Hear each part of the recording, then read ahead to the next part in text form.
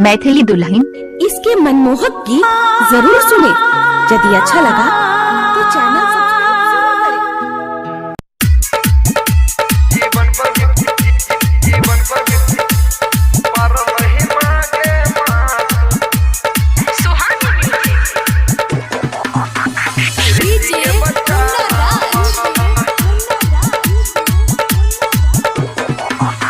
जीवन पर बीती पर रही मांगे माँ, तू धरती पर आना माँ, सृष्टि के बचाना माँ। जीवन पर बीती पर रही मांगे माँ, तू धरती पर आना माँ, सृष्टि के बचाना माँ। लेना काली के रूप चाहे दुर्गा के रूप माँ, सिंह सवार भके आना मांगे माँ। जीवन पर बीती पर रही मांगे माँ, तू धरती पर आना माँ, सृष्टि के बचाना माँ। जीवन पर बीती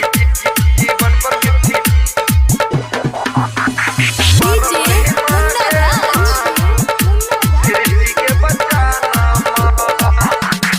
एलै है मैया केहन समैया, विपद में संसार छा।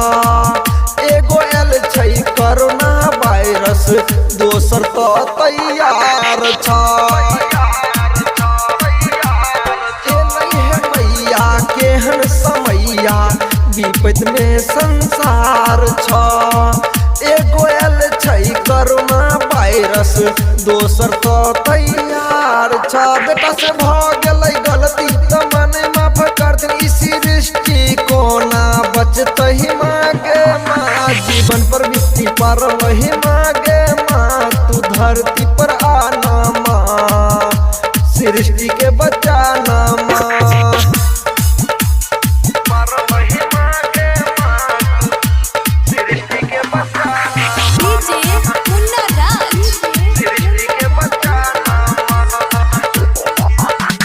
सत्यम सिंगम आशी लगा के बैठल छौ दुआर पर, संतोष यादव विनती करे छौ गिर के तोरा पैर पर।